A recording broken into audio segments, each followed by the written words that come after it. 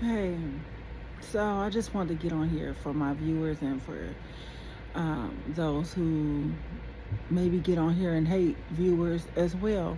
So, this is a message just to say, because I just want to clarify some things, okay? When I share my personal experiences, I'm sharing them because, for one, it helps me, and for two, I know facts that is helping other people. And that's just straight facts. I'm gathering that there are people who are watching and reading my posts who probably notice that not a lot of people like or comment on my posts. And that's okay because it's not a requirement, is it? Um, but despite not having a bunch of responses or comments, even likes on my content, I am aware that I am helping people regardless. So it doesn't matter if they never hit the like button or heart it or make a comment.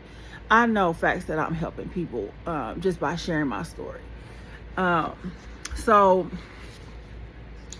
one thing about some situations, uh, especially spanning from childhood, there's this thing where people try and uh, they train a child or a person not to ever speak up for themselves. So, a prime example would be if when you were a kid, I had to put some Aquaphor in the corners of my mouth because somehow I let my skin dry out. And so, if y'all see that glare, that's Aquaphor trying to heal the broken skin. But anyway, so what was I saying? So people are trained not to speak up for themselves. People are trained to feel like they're not even allowed to speak up for themselves. And for the people who know, they know. For the adults who know, they know. Because even as an adult, you will still have problems with expressing yourself and not feeling guilty or feeling like you're doing something wrong, or not even knowing how to feel about it. People disagree with you. Like it's a whole thing. So, for some people, including myself, to be able to speak out and talk about personal issues um, in efforts to help other people, it's a major milestone. It's a big thing. And there are people on social media who have encouraged me to do so, just by them sharing and putting out those encouraging messages that spoke to my heart. So, and I'm sure that there are people who watch and read my content who do definitely know that they already know. There's no question as to whether I am sharing to get any type of sympathy or just sharing for attention. That is the furthest. And for those who think that I am, really don't know me and really don't want to, because even the people who I only know on social media, for them to understand, and then for people who I've known in my personal life to even think that, it just says a lot more about them than it does about me. So I just want to get on here and say, I am not sharing my personal experiences for attention. If I were doing it for attention, I would be failing because, like I said, no one comments and hardly anybody likes. People listen, but they don't. They don't say nothing. So even if I was doing it for attention, I ain't getting none. So anyway, I just felt the need to get on here and say something.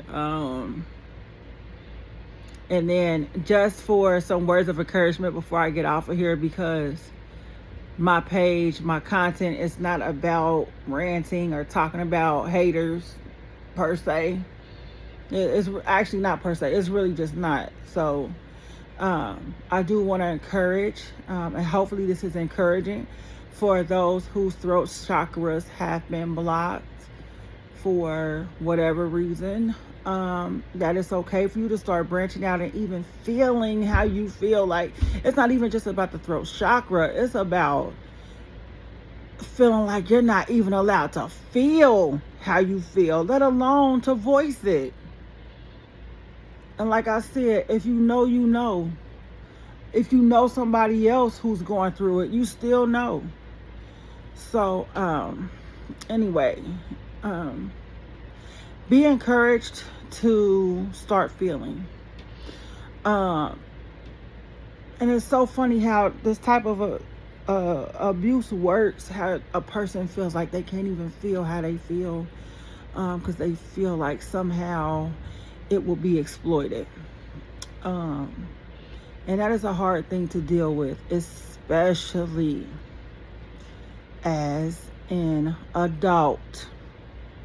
No adult wants to admit that they walk around feeling like they're not allowed to do anything. Like, because we're grown. So it is embarrassing. Just to you alone, it's embarrassing within you to even know that that's how you feel. Like, and it just feels like the whole world knows. And like the whole world is laughing at you. But nobody's laughing at you. There might be some voices in your head that might be laughing at you. But those voices belong to you, like they're yours, and you have control over all of that. And you just have to have the courage to step out of your comfort zone, and start breaking that ice within yourself, so that you can fully bloom and start feeling again. And I know that in my process of going through that, every time I feel that I'm opening up on the inside, just even to myself, I don't have to say anything to anybody. The people who are the most abusive or had the biggest impact, negative impact, their faces will flash before me as soon as I open up. It's almost like my body reminding me that, hey, you can't do this because this person is going to show up and show you why you can't. Hold on a second. Okay, so when you feel yourself opening up, and this, you don't even have to be opening up to a specific person. This is just when you feel yourself opening up and you feel that light starting to shine back through you.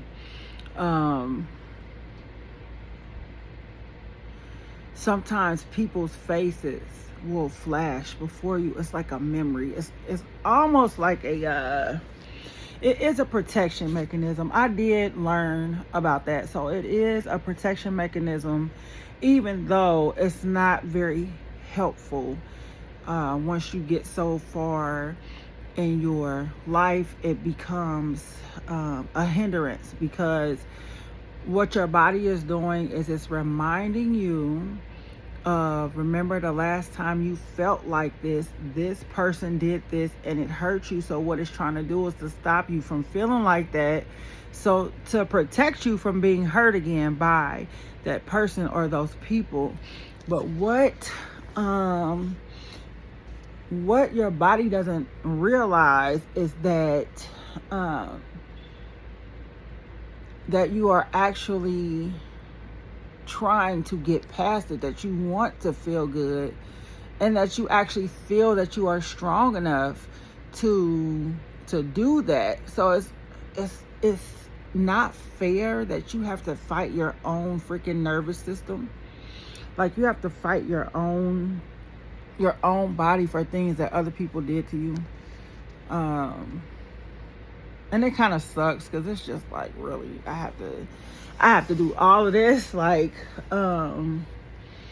but so that's what it is. So when you are feeling like you're feeling better, like any time in your life where you were feeling good and somebody just snatched you out of your zone, like they just snatched your soul, or they just reminded you like, hey, you're not in that place, you're not in that spot, you're not in that corner that I want you to be in, or like in misery, this is where you belong, you don't belong anywhere else.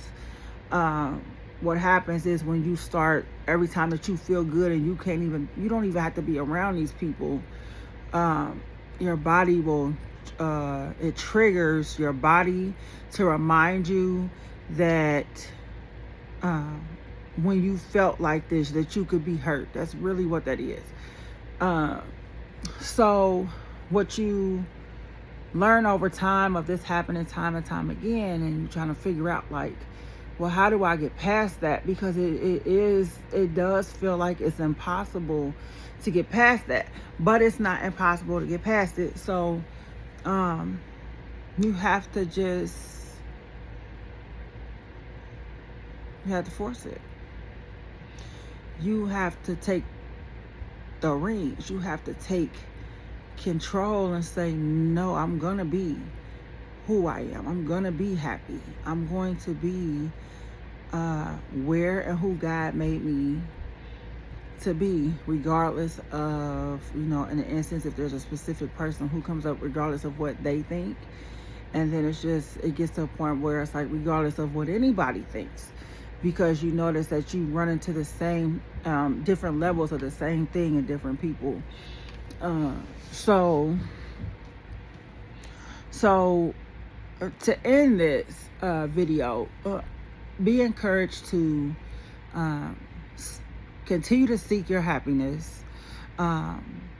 Know that when there is a big part of you, like when you are reaching for it and you grabbed it, and then something in you pulls you back away from it, and you just feel like you can't hold on to it, really dig down deep. Like, sit down and meditate. I always say this, sit down with yourself and meditate on it. I was just telling someone the other day about meditation, and how, when we close our eyes, we are immediately in a dark space. And when we're dealing with a bunch of stuff that we can't really see ourselves through, and we don't want to close our eyes for too long, because it scares us to even close our own eyes and be in our own dark space. But our dark space is actually supposed to be our safe space. So you have to face those demons, and you have to face that fear, basically, of keeping your eyes closed and actually tapping into your own dark space. And once you get past that initial feeling of fear of you don't know where the journey is going to take you within your space, literally space, like that initial fear of not knowing what you're going to encounter, that is only the things that are within you that actually do need to be addressed. And they are the things that are keeping you in a state of fear, and keeping you from reaching your full potential as it relates to your healing. So if you can manage to close your eyes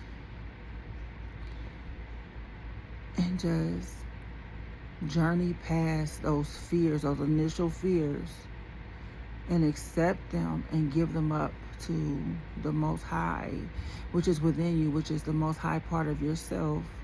If you can just give it there, it'll calm it, it'll dissipate, and then you will be in your dark space, and all you're gonna see is stars. Try it out. I promise you it works. Okay, it's uncomfortable at first, but you closing your eyes, you're within yourself. So it's not like I'm telling you to trip out on something, or go out in the wilderness and be under the stars in the moonlight with all the wolves and stuff. It ain't like I'm telling you to do nothing crazy. I'm just trying to help guide you through a meditation process, so that you can really get to the point where you can really tap in. And once you feel how it lifts certain things up off of your heart and away from your mind, then you'll know that there's nothing to be afraid of, even though every time you approach it, you're still probably going to be just a little bit scared because especially if you're still facing something. So you still might be just a little bit afraid in the beginning, but at least if you do it once and you do it right and you do it responsibly, meaning you take accountability for how you feel, the fact that you are afraid where you are, if you can do that, then the next time you want to meditate, you'll be able to coach yourself through it, because there will be in that greater part of you will be able to tell you like, oh no, it's gonna be okay, remember, so are you ready to do this or not? And at least, even if you choose that time still not to do it because you just don't want to do it, you at the very least have that now.